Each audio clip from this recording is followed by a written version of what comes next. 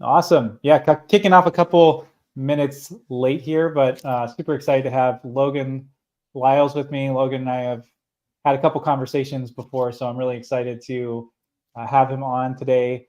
He is focused on evangelism at teamwork.com, and he's been creating content with other people for a while and been a huge inspiration on my journey and learning more about the value of building your network through content.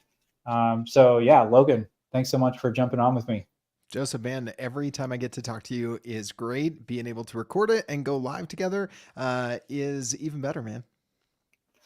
Yeah, so I thought I'd kick it off with just why create content with other people, Mm-hmm. or what is specifically like creating content with people that you want to know. What Mm-hmm. does that look like to you? Yeah. So I think that there's actually two distinct benefits, and you might focus on one more than the other. I think creating content with people that you want to know for me initially started when I took over sales from the founder at Sweetfish Media, from James Carberry, and we were executing content based networking. So not content marketing where you just create content for people that you want to know you, but as you said really well there, Joseph, creating content with people that you want to know. So we took our target account list. We were working through the Inc. 5000, looking at B2B SaaS companies that were on there. And I was reaching out to VPs of marketing who were the primary buyers from our agency. And I was inviting them to be a guest on our podcast at that time, B2B Growth. And I was a host of that show and running sales. And it allowed me to have warm conversations with potential buyers for our agency without just reaching out cold and pitch slapping them, right? Today, in my role in the marketing team at teamwork.com, I've found that creating content, even if it's not a huge campaign, with people that I want to know, oftentimes are influencers and other people that our buyers trust. So sometimes I'm reaching out to people that I want to know who aren't directly our prospects, but I'm reaching out to the people our prospects trust. And I think that's a key part in what people are now calling near-bound marketing. So throwing out a few different terms, few different strategies here, but I think creating content with people that you want to know and that with people who could do business with you or have influence over those other people, whichever play you're looking to kind of put in motion, there's some serious benefits, and it's changed my career for the last 4, 5, 6 years for sure. Yeah, and I like that last point that you brought up about, there's definitely the piece of creating content with people that you want to know, and there's huge value in being able to reach decision makers at target accounts, and Mm-hmm. using it really as a business development tool. Yep. And I would say if you need shorter term revenue results in any kind of marketing slash sales business development, I mean, it's unbelievable. Or if you're breaking into a new market that you haven't worked in before, being able to Mm-hmm. just immediately start talking to prospects, even if you're not going to be able to make a sale, just to learn from them Yeah, from a you part can do product, market research with it, yeah, right? market As much as you're research, doing yeah, biz dev. Yeah. yeah, product marketing, all of those pieces. Or if you're a salesperson and you want to hone in your messaging so you can really get it right, even just Mm-hmm. getting in front of the right people and having a Yes. dialogue with them is super valuable. But I love what you brought up about um, reaching the people who influence your buyer. Mm-hmm. And I think that's a piece that's really important. And I think people who focus so much on sales when they're thinking of this kind of methodology can really miss out on the benefit of building a relationship with somebody that could refer you into way more accounts with a lot more trust, Mm-hmm. because you built that relationship and rapport. Yeah, absolutely. And I think you hit the nail on the head, and that's trust, right? I'm a big believer in this shift that I've heard people start to talk about, that we're going from the how economy to the who economy. For the last Mm. 10, 15 years, content has been king. I would still say that, right? But now, when people go to Google or YouTube or TikTok, even lately, they're asking the question, how do I da da da da da? How can I solve this problem, right? The problem is there's so much content out there that they can consume, they don't know what they can trust, to use your word just from a moment ago. And so oftentimes people are asking, who do I trust that can answer this question that I have about solving a certain problem? So they're Yep. starting with the who to eventually get to the how. And if you start creating content with those Who's, not to steal from, How the Grinch Stole Christmas, but go to Whoville, find Yep. the who's that your buyers trust and create content with them, get to know them, build relationships with them. And now you can create and distribute content together that your potential buyers will actually trust and will resonate with them. Yeah. Oh, I think that's brilliant. And I've really seen that even over the last year. I mean, I'll give an example from the conversation I had today on a show that I was hosting not that long ago. I had an author on, and super neat guy. We have a great conversation. And then after the show, he goes, "Oh man, you've got to meet my uh, the lady that does marketing for me. She's absolutely amazing."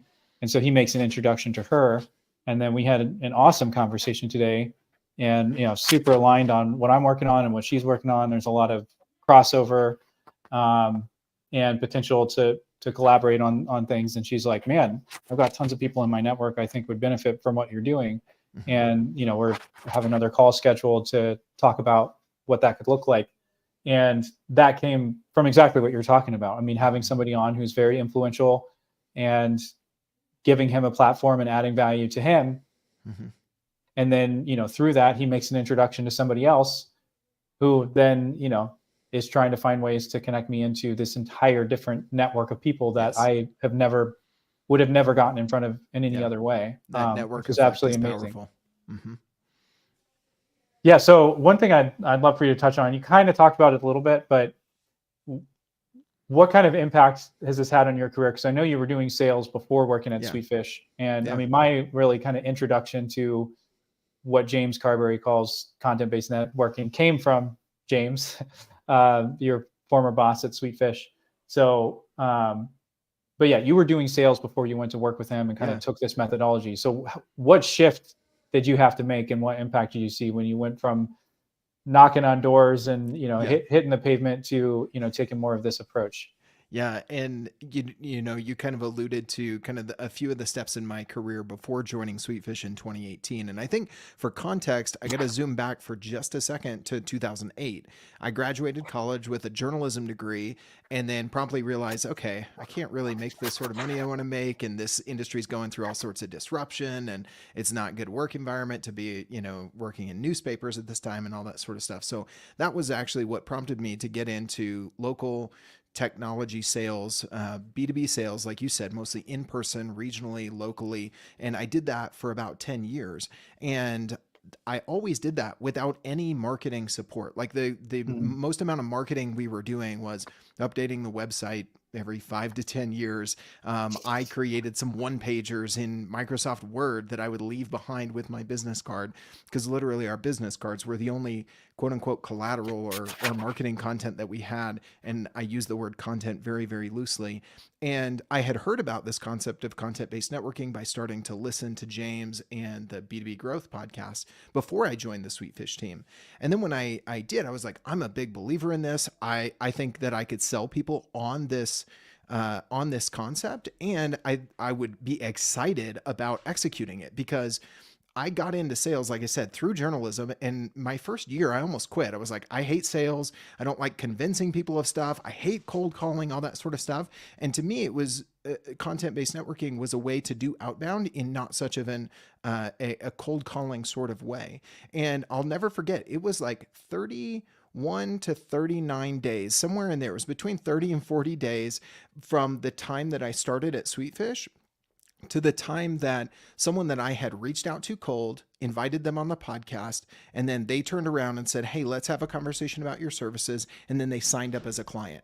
And I was like, holy cow, this stuff works. And I remember being amazing. so dang excited. And so that was a really pivotal moment for me that really, changed the trajectory of my career. I spent 4 years then at Sweetfish in various leadership roles, got to be a part of a team that scaled from, I was full-timer number 4 to about 40 people when I left. We hit the Inc. 5000 2 times in a row. And since then have moved in-house in a SaaS company and now joined the marketing team there. So this strategy, I can without a doubt say, has changed my career. And that's kind of the progression that I've been on. And it's in large part due to this strategy. Yeah, I love that, especially when you're talking about outbound, because I mean, we all get so many messages and get pitched all the time. And the further up you go in the leadership ladder, the more you get just the most annoying cold outreach, whether it's cold calls on your cell phone or, you know, I mean, even I think I'll take it even a step back. Most of us have heard people say you need to add value, whether that's from a sales perspective or a marketing perspective. But even just today, I've gotten people have connected with me, and then, you know, the nice connect and pitch, which you've got the total product pitch, which is completely obnoxious, or somebody doesn't know anything about me, and then they're trying to pitch me on their service through a cold message. Definitely not the most effective way to sell. But then you have people who are trying to add value, so they create some kind of content that they perceive as being valuable, and then they pitch that content to me. So then they're reaching out and going, "Hey, Joseph, I've never heard of you before. You've never heard of me, but here's this naming generator thing that I created that other people like you have found super valuable." And it's really not any better than the cold pitch for a product. And they think that person truly believes that they're adding value to me by sending that, because it's the only thing they know. At the end of the day, I'm seeing that almost in exactly the same way as I'd see a cold pitch. It is a cold pitch for their content, but then they want me to consume so they can get me in their email drip, and then, you know, ultimately get me to be a customer. Where I'm going with that is, I think why this method works so well is that you are actually adding value to the person on the other end. You're offering them something that has monetary value to it. You're introducing somebody else. Like right now, I've invited you onto this LinkedIn Live, and there's people in my network who have never heard of Logan Lyles that are now going to see you come across their screen. And there's monetary value in that. There's like true economic value. There's career value for you. There's network value for you. And I'm positioning you as a thought leader by even having you on the show. And then, you know, I know you know this, but then I also get credibility by associating with you, because there's people that know you who don't know me. And when they see you on a show with me, they're going to associate credibility with me. So it's a huge win-win value add for both of us from a, you know, awareness standpoint, personal brand, all of that. And so I think that's why it works so well, because it's actually adding a ton of value on both ends. And two things I would add to that. The last thing that you just said, you as the host, as the one who's inviting the guest on, you might say, well, it doesn't have a whole lot of monetary value because I don't have a big audience. My podcast isn't very big, or I don't have that many followers on LinkedIn. There is third-party credibility that you're lending to the guest, no matter how big your name is, right? Because if they're a guest on your podcast or your live stream or whatever, the fact that someone can put on their LinkedIn featured section or on their landing page for their personal brand, like add it to, hey, I was interviewed here. Most people aren't going to know, well, how many downloads does that show get? They just see that you were, knew your stuff enough to be invited to speak on this topic by someone other than yourself. Right. Yep.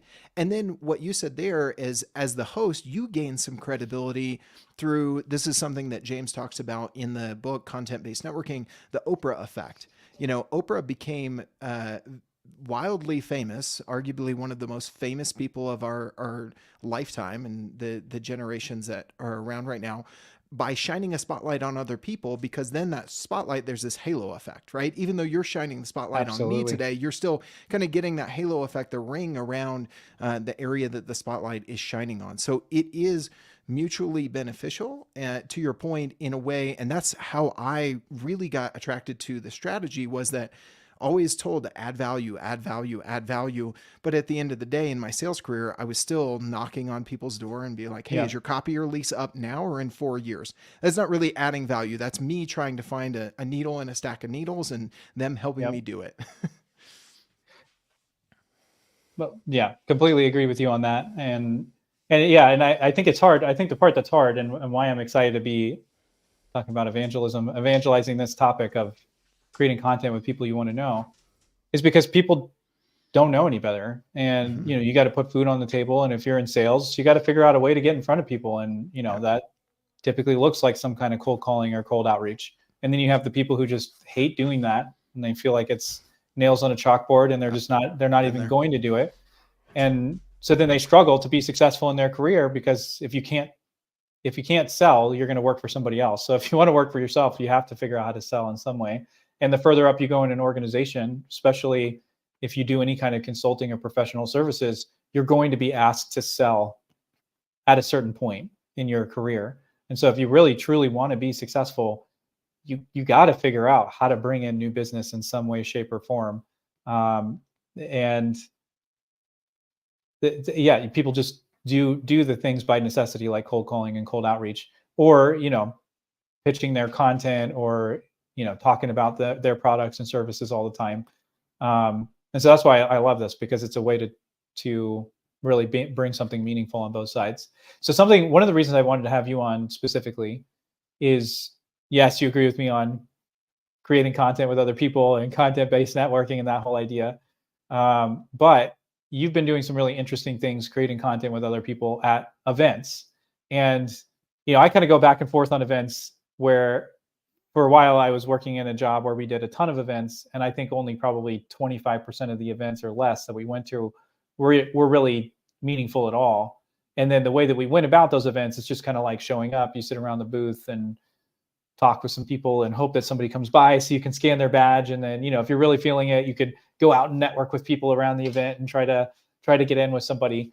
But then over the last year or so, I've been really seeing the value of people who are going to events, but they're not just going for the sake of the event only, but like to create content at the event, or they've already built all these relationships on LinkedIn or online, and then they're furthering those relationships in person. And that combination of the two is insane.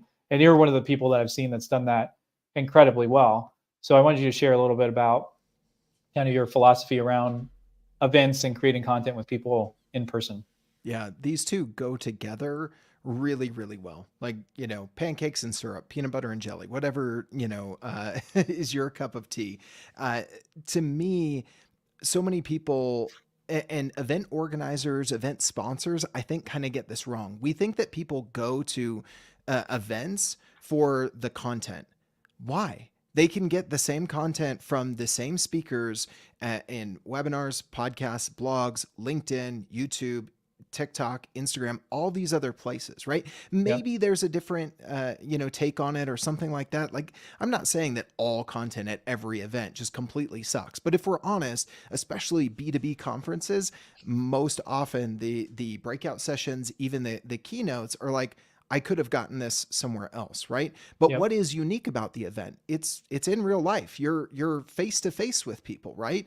And I think the opportunity at events is less about going to present content or consume content, and it's more about creating content. Because as the barriers to entry with things like podcasting and live streaming have lowered, everybody can do a podcast where we're remote. Like, you and I have up leveled a little bit and, gotten nicer cameras. So we're not just on our webcams on our MacBooks, and, we have good podcast microphones and those sorts of stuff. And so you can kind of differentiate the content quality that way. But when people see something that's been recorded, an interview or a quick video or a podcast episode, and people are sitting together or they're standing together, like, people kind of lean in, right? Because every video you see on LinkedIn is people hunched over their webcam more often than not, even if they've leveled up a little bit. And so, one, you have an opportunity to create content that your audience will see as a little bit different because it was created in person. And number two, the reason I go to events is to network, to get time with people that's not a 30-minute block on their Google Calendar, right? Like, we can talk at the event. Oh, what are you doing afterwards? Okay, we're going to have a few people and put on this dinner. And so there's an opportunity to create different content, and there's an opportunity to create this kind of intimate feeling with people that you want to get to know, or you want to get to know better, right? So for instance, last year at Inbound, HubSpot's conference that they hold in Boston every September, typically in the fall. Teamwork.com went, we had a booth. We did the typical booth thing, right? Like, we had salespeople work in the booth. We were scanning badges. We had giveaways and that sort of stuff. Well, what I did before the event was said, hey guys, I'm the host of our regular podcast, Agency Life. I want to do as many interviews as I can. Book some time with me. And I put it out on LinkedIn, and I shared my HubSpot meeting link. Within 2 days, I had the entire 2.5 days of the conference filled up with interviews. And so people, one, were responding to what you said earlier, like, hey, someone's offering me value, right? And it kind of created a little bit of a spectacle. I'm not saying like we were the biggest thing going on at Inbound, because that wasn't true, but it changed the dynamic at our booth, because at times I was like interviewing someone, right, for the Agency Life podcast that we had set up beforehand. They came by the booth. So one, they came by our booth, right? And they saw our Yep. name, even if they didn't talk to our sales team. But then I had people coming up to our sales team and being like, where's Logan? We're scheduled to record with him in 5 minutes. And they're like, oh, he's recording over here. Right. And, I and love so that. we kind of became this hub, and like, kind of people waiting in line to see us. How often do you have people waiting in line at your booth at a B2B conference, right? And that came Yeah. because we offer to create content with people at the live event. I love that, man. That's so killer, because I've been at events before where you're just sitting around twiddling your thumbs and you're hoping somebody will pass Yes. by, and then you're trying to like flag people down, and whatever, you get some squishy ball or something to try to lure people over to your booth, or put Yeah. strobes on, or do I mean, Yeah. even at some of these All the big craziest things. engineering events that I used to go to for an old job, they'd have like race car simulator driver things that had nothing to do with what they're selling. It was just Yeah. to get people to come over Just to to their get booth. people over. Yep. And I mean, they probably spent, I don't know, 40 grand or 50 grand to get this booth Yeah. set up, this massive thing just to do that. Yeah. And you have a camera, a microphone, and Yeah. I mean, And here was the thing too, right? Because one, now they're coming to us, that we kind of have this air of like importance, or something of like, ooh, we're waiting for our interview on Agency Yeah. Life. The other thing was, some of the guys on our team, guys and gals, I should say, several members of our team that were holding the camera and recording while I was standing kind of with a handheld mic doing interviews in front of our booth. They were on our product team. So guess what happened? I'm interviewing them. And to your point, it's not just some gimmick that's unrelated to what we do or what our buyers care about. I'm asking them questions about what it's like to run an agency right now and what they would do in this scenario, because that's our ICP. Mhm. And we would get done recording, and I would say, okay, Robin, who's on our product team, you can hand me the camera. I'll go set it down and break stuff down over here, get prepped for the next one. And guess what? That person who was standing there, who was an agency owner who fits our ICP, is now striking up a conversation with Robin on our product team. And he's like, well, what are you doing about resource planning? How do you manage that? What's your biggest challenge with X? Or how are you guys solving Y?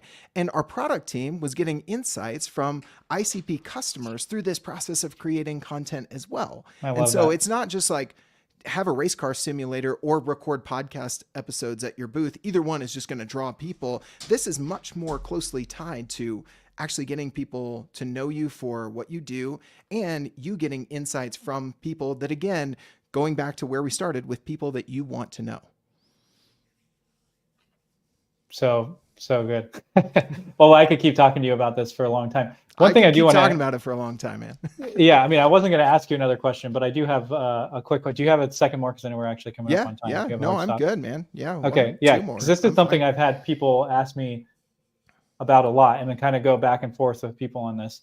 So when you're creating content with other people, there's this tension between wanting to talk about something that's relevant to what you do, so that you can legitimately have a sales conversation, and it's not like completely out of the blue. Like, Yeah.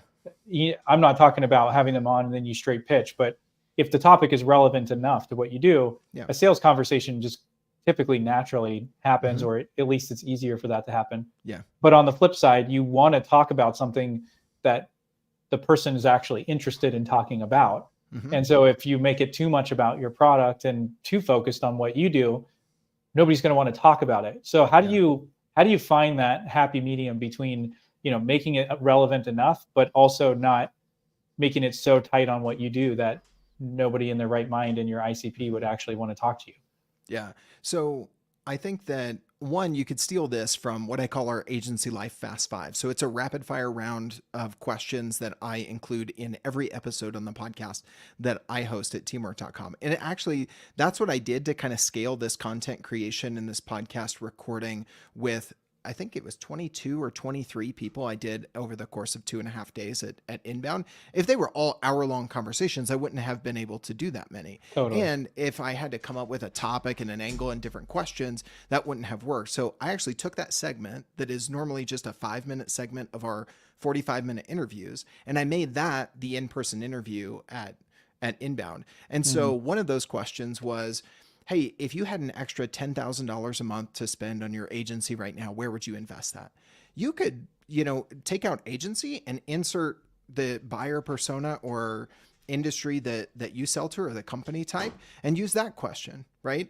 Another thing that I like to do is what I call POV discovery questions. So find out what is their point of view on, the industry that they're in. Let's say, they're in marketing or they're, let's say, manufacturing. What's a commonly held belief about the manufacturing industry that a lot of people, say, but you passionately disagree with, right? And that both of those questions can give you some insight into how they're thinking about the industry and their business. And that time, if you serve those folks, right, then it is tied to what they do and associated with, the problems that you solve. Another great one, and this last one I'll add because I'm going long here, but it could be, what's the biggest challenge that you and your team are trying to tackle this quarter? Give it some specificity so that they answer something beyond like, oh, we're trying to grow the business or we're trying to stay in business or something like that. So that quarterly piece is important, but ask them that. And guess what? Afterwards, if you're like, oh, you're trying to solve this challenge, like here's a resource that I do have that's content that is actually applicable, that you're not just pitch slapping them with random content that you say is valuable. Or there's a segue into, oh, you should talk to this customer of ours because they had that same challenge. They've actually solved it, with our product. And they're like, oh, well, maybe actually I should get a demo or something like that. So those are 3 examples of maybe questions that you could ask with this methodology. Yeah, I love the commonly held belief one. I know that was one that I learned from Sweetfish too. The commonly held belief that you passionately disagree with does lead to a lot of really interesting conversations, and people, it gets people talking about their unique perspective. Yeah. Yeah, I like that.